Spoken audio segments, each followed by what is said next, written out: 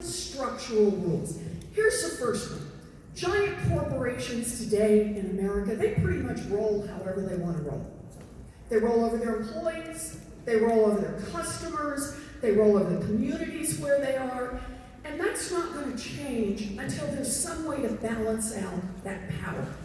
The way to balance out that power is we need more power in the hands of employees. And that means making it easier to join the union and to give unions more power. Unions built America's middle class. Unions will rebuild America's middle class. That's part one. Part two is let's make the zillionaires pay a fair share. I've got a very modest proposal, and that is for anybody who has one of the great fortunes, $50 million or above, 2 cents of the 50 millionth and first dollar has to go back in for everybody else, and 2 cents out of every dollar over there. Okay, and all this is saying is, look, you built a great fortune or inherited it. But either way, you got it, keep in mind, you got it by workers who all of us help pay to educate, right? You built that fortune using roads and bridges, all of us pay taxes to help support. You built that great fortune protected by police and firefighters that all of us help pay to support. So you made it big, good for you. But here's the deal. When you make it big, 2 cents, so that everybody else gets a chance to make it in America.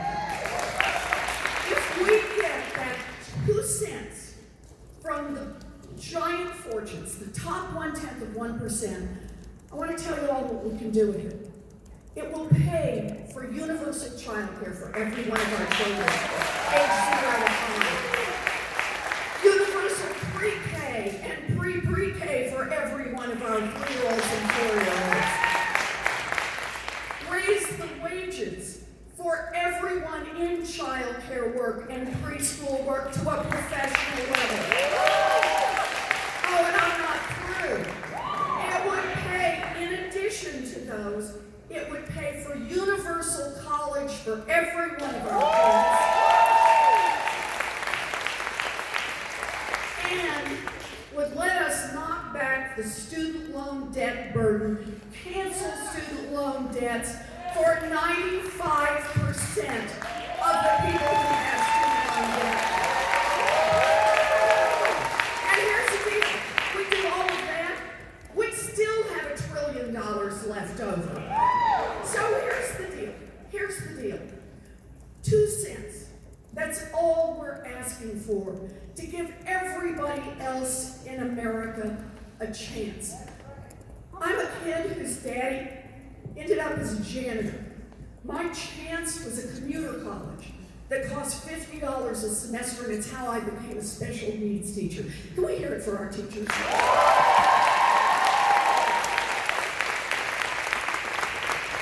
That chance isn't out there anymore. There are no 4-year schools at $50 a semester. So here's the deal. It's up to us. We can build an America that's not just about opportunity for the top 1/10%. It's about opportunity for all of us. So let's do this. So I want to begin with a question. So one of my favorite political commentators is Tom Edsall.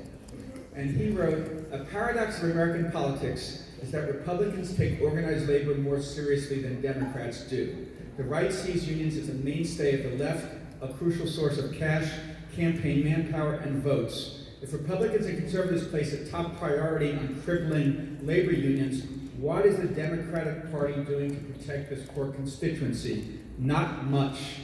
Do you think Edsall is correct? And what more do you think the Democratic Party should do to protect this constituency?" Yes, I do think he's right. I think this is exactly right. I think that we have not done enough to protect each other. That's it. You know, the way I see this is we now live in America where there's concentrated money and power. And you can actually go back and watch this one, over the past 35, 40 years, that concentrated money and power has made one attack after another on unions. And they've done it lots of different ways, right? They've done it by shipping jobs overseas. They've done it by taking the legs out from underneath public sector unions. They've done it over and over and over. And understand why. It's not just about they want lower wages so they can have bigger profits, although I really do like that. It's not just that. It's that they don't want workers to have any power. They don't want you to have political power. So the question is, what are we going to do about it? Because here's the deal.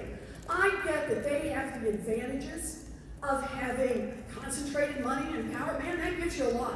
But there's a whole lot more of us than there is of them. We get organized, we fight back, we can build the America of our dreams. Now, how do we get the chance to fight back? There are a lot of places where we need to be in this fight. For openers, how about if we do it through the Department of Labor? How about we say that we want an NLRB that's actually on the side of labor?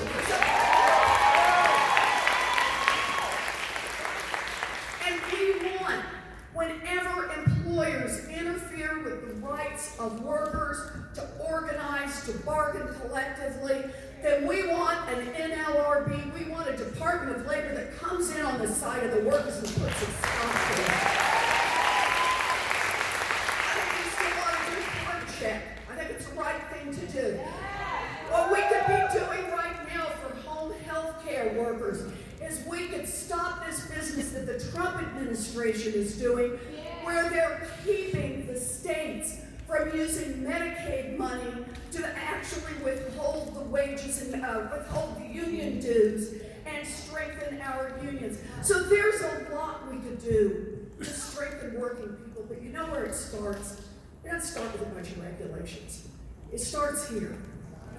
It starts with the fact that what makes us fundamentally different from those other guys is we are in this fight from the heart. We are in this fight for each other. We show up for each other. We pick up each other's fights. And that's how we're going to build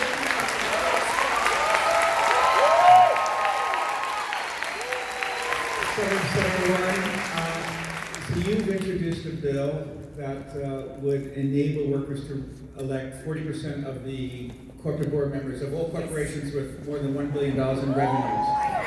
That's another way to give workers more voice. Now, some corporate folks say that's a bad idea, it's going to mess up things, it's going to impede efficiency and decision making and maybe hurt profits. So, what do you tell them? How do you persuade them that this bill will be good for America, will be good for workers, maybe good for corporations as well? Okay, so the bill Steve's referring to, let me just point out what the idea is about. Corporations are something basically government creates. Government didn't say you could be a corporation, it'd just be a bunch of live human beings, which would mean you're on the hook when you make decisions and when you incur liabilities and take on debts. So we let corporations, we let them create this legal fiction. And for almost ever, up until the 1980s, corporations said our obligation is to many constituencies. It's to our shareholders, yeah, we're supposed to make money for them. It's to our employees. It's to our customers. It's to the communities where we are located. That we have obligations across the board. And by the way, I'm not just making this up. You go back and look at something like the Business Roundtable, which was the biggest, richest corporations in America, and read their statements back in the early 1980s. That's how they described their responsibilities. So, and this matters, because when they're making a decision, let's see, we could stay here and pay our workers a little more, or we could move all these jobs to Mexico, where we pay our workers less, even though it would devastate the folks here and the community here. Which shall we do? Well, If you've got obligations to your shareholders, to your employees, to your communities, to your customers, you've got a lot of pull to stay where you are, to invest in your current location, to help build up the business there, to let everybody have a chance to prosper. But the giant corporations changed that. So in the late 1980s, they basically make this shift. And the shift is, we got only one group that we're supposed to watch out for, and that's the shareholders. Maximize their profits, and everybody else can just pound sand. We don't care about, okay, we will take care of the corporate CEO and a few of the top executives, but that's the deal. That's all we're doing. So I put out a plan, and here's the idea. It says, first of all, for the truly giant corporations in America, the truly giant ones, you've got to go get a national charter, because you have a national, international effect on business. You don't get to shop for the state that's going to give you the best deal. And what that national charter is going to say is you have obligations to your employees, you have obligations to your customers, you have obligations to your communities, and you have obligations to your shareholders. And to get a little muscle behind that, it also says for these giant corporations that the employees can elect 40% of the board of directors.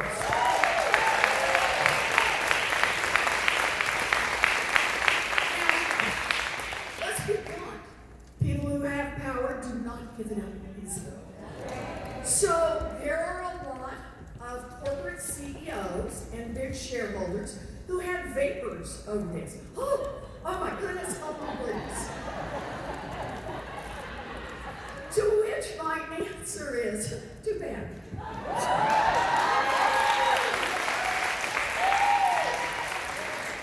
Because here's the deal.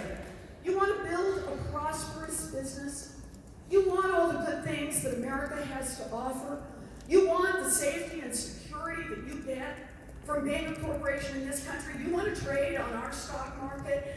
Then by golly, you have to have obligations that you recognize right out loud, not just to maximize the number of dollars going into shareholders' pockets, but to actually help build this country. And that means obligations to your employees, your customers, and your communities. And here's the thing. We actually have some evidence of this. What happens in Germany, where you've got employees who do sit on the board? By golly, those companies do well. You know, it's not like American companies have done great once they knocked employees out of the box, once they knocked their communities out of the box. What we actually see is a lot of underinvestment here in America.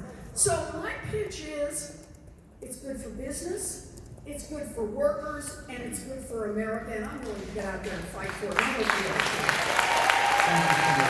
As you know, Senator, over the past 3 or 4 decades, incomes in the top 1% have risen very nicely, but you look at the graphics, for the bottom 50%, wages are basically flat. Yeah. If you're elected president, what would you do to raise wages, raise pay, raise compensation, raise living standards for those on the bottom? So actually I started here, when I just had my little part out front, because here's the deal.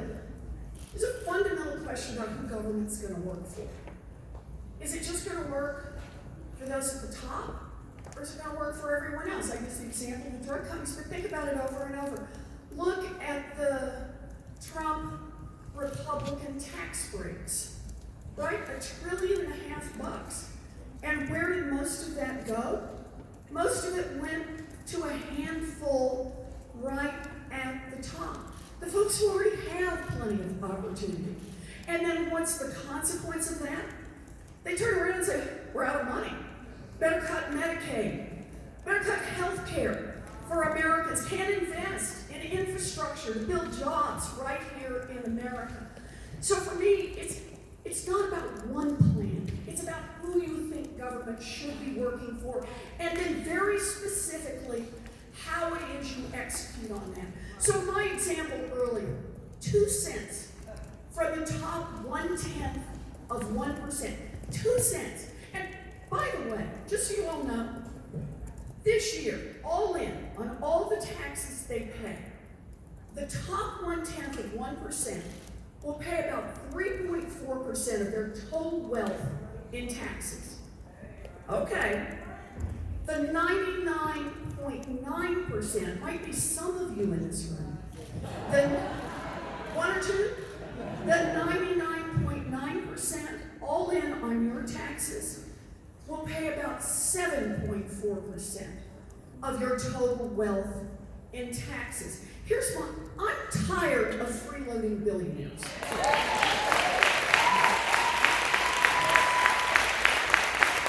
We want to make this country work, then how about we invest in working people? We want to drive up wages. How about we invest in our babies? How about we invest in young people who are trying to get an education? How about we invest in making sure everybody's got health care? How about we invest in infrastructure right here in America? How about we invest in housing right here in America? Those are the kinds of things we can do to make this economy work, not just for those at the top, to make this economy work for everyone else. Thank you, Senator. So the first audience question comes from Adriana Alvarez. She's a leader in the Fight for 15 and has worked for McDonald's outside Chicago for 8 years. And more transparency, and I first interviewed Adriana about 3 years ago, and I read about her in my book. Good. Hi, can you hear me? Hi, my name is Adriana Alvarez, and like you said, I'm a McDonald's worker. I've been there for almost 8 years now. I'm a single mom. I do have a 7-year-old boy at home. And I'm also a part of the Fight 15. I'm a leader, a proud leader. I have organized my store. I get my coworkers to come out with me on strike. I myself have been on numerous strikes, numerous protests, doing whatever it takes to get this $15 and a union all across America, because that's what we deserve. So, having the opportunity to be in a union, no matter where you work, is the only way to raise wages, to improve working environments, to be able to provide for our families, and to be able to balance out this economy. So my question for you is, how will you use your legislative power, your executive power, your regulatory power, to open these doors for millions of more workers just like me to be able to form a union? All right. And I want to start by saying thank you for your work. I know it takes real passion and dedication to do that, but you're making a difference not only in the life of your 7-year-old son, you're making a difference in the lives of a lot of people around us. Thank you. It's a lot of courage to get out and do that, and a lot of energy. So good for you. So part of this is how about we stop doing bad things? Okay, I'm serious. Some of this we can do by just stop doing bad things. For example, by not having a Department of Labor that, as they're doing right now, classifying more and more employees as independent contractors. Because once they're independent contractors, as you know, you can't get them organized. So how about we roll that one back? How about we hold McDonald's responsible for what are in fact McDonald's employees? Those are places we can make a difference. And for home health care workers, how about we make it easy for the state to withhold from the Medicaid funds the union dues for our home health workers so that they can organize and be in a strong union. So that's part of it. I'll tell you another part, though, that I want to see us do, and that is fight back against the right to work laws. That's right. Are they called right to work or right to work for nothing? Right? And this is a point where I think we should be waging that battle, not on defense. Because let's face it, on defense, we've been losing. Right? And we've been losing in part because we don't remember our own lesson. We've been losing in part because we let the states try to fight them by themselves. We let a handful of our brothers and sisters who are on the front line try to defend. We're strongest when we stand together. So,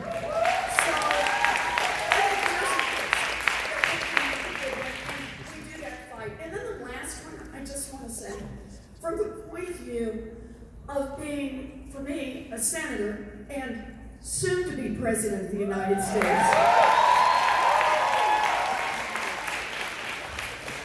is let's get up and talk about unions.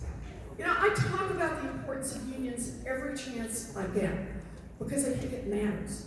I think everybody needs to hear it. And I think every time we're talking about what's happening to people across this country, unions need to be part of that conversation. Unions, it's about respect, and it's about the power we have when we fight beside each other. So the next question comes from Sherline Lautour, who's worked as a home care worker in Massachusetts, in the great state of Massachusetts for 8 years, making anywhere from $11.50 per hour to $19 per hour for non-union agencies. Okay. Hi, Sherline.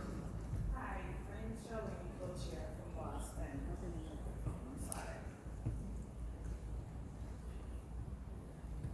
Hi, my name is Charlene co-chair from Boston.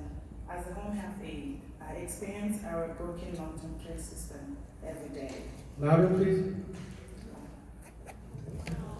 Hold it down.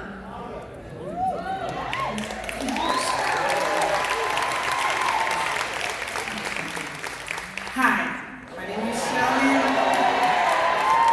My name is Charlene co-chair from Boston. As a home health aide, I experience our broken long-term care system every day. My clients and their families struggle to afford the care they need. And the problem only gets worse. Home care work is hard, but the pay is low. Yes. Many of us has received no benefits. I am a mom of 5 boys. Even though I spent 8 years taking care of other people, I can't make enough money to take care of my own children. My question for you is that, what are your plans to fix our long-term care system so that the people who need care and those that provide it are able to survive? Thank you.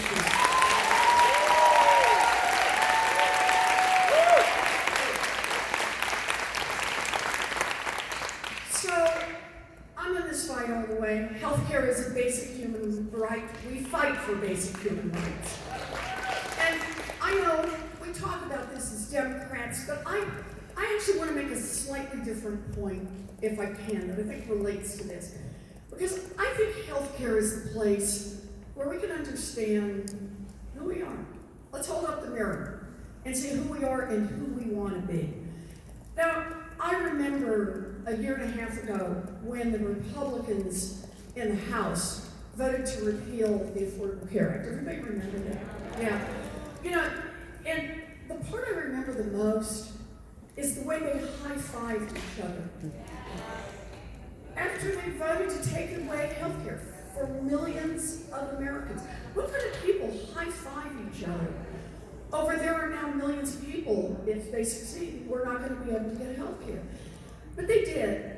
And part of this, we all know, was they wanted to get rid of the Affordable Care Act because President Obama was the one who designed it, fought for it, and got it through it. And so that was part of it.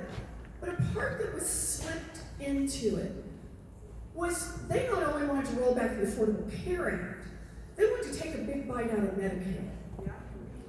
And there are a lot of folks across this country who say, Medicaid, that's somebody else. That's somebody else's problem, right? Not my problem.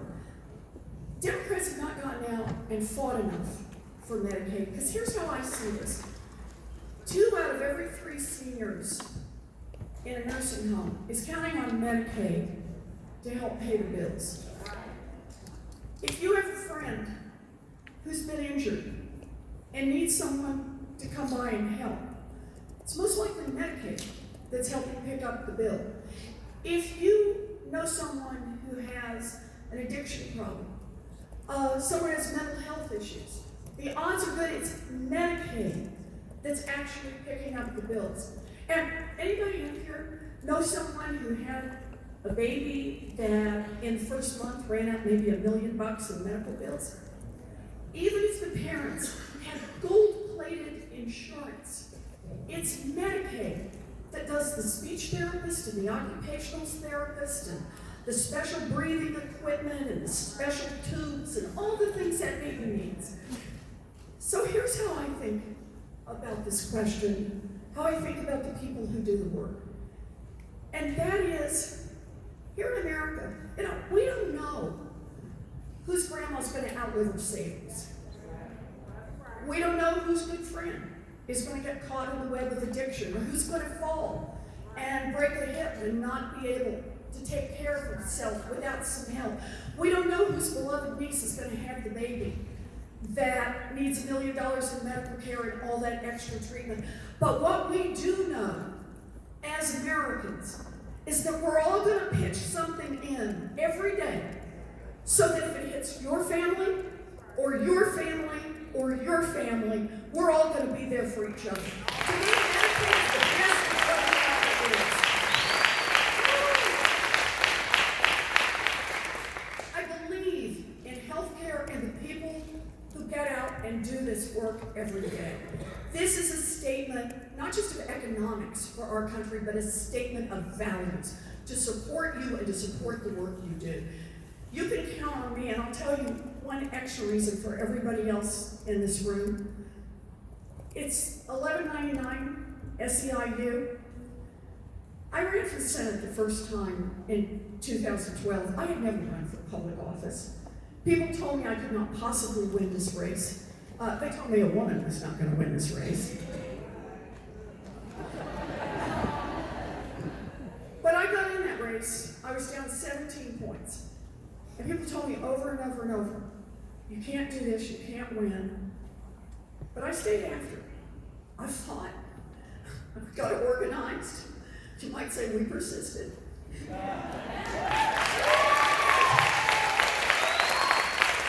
it was right down to the end, right before the election was coming up.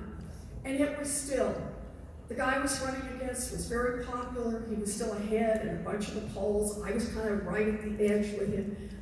And we went to SEIU headquarters. They let us use their headquarters to do the debate prep. And for any of you who've ever done debate prep, you know it really is painful. It's horrible. So I left the room at one point just to go to the ladies' room. I walked back and there was a big room, about the size of the central section, maybe a little bit bigger than that, filled with people on the telephone. And someone looked up as I walked by and said, "It's Elizabeth Warren." And they all ran over to the door, and I came in and started hugging people, and people started crying. They were workers, $11.99, who were giving up their Sundays to come in and call their friends and call their neighbors and call anyone they knew. They were speaking about 15 different languages. They were all in there to say, this is our fight together. Vote, fight for Elizabeth, because Elizabeth has been a fight for us. So, thank you all.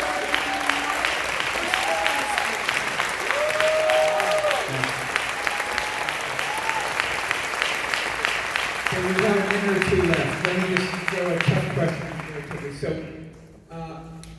union leaders, you support a $50 minimum wage. You call for repealing the ability for states to pass right-to-work laws. You call for 40% of workers have 40% of corporate boards. The wealth tax. Sheldon Adelson, who owns the Venetian down the block here, the Koch brothers, the Club for Growth, they're going to throw everything at it to stop us. How do you get from here to there? Are you telling me that the billionaires are not in favor of my being president? Damn, you just upset every plan I had. I'm shocked. Gosh, I guess I might have to do it by getting out there, getting people organized, fighting for working people, and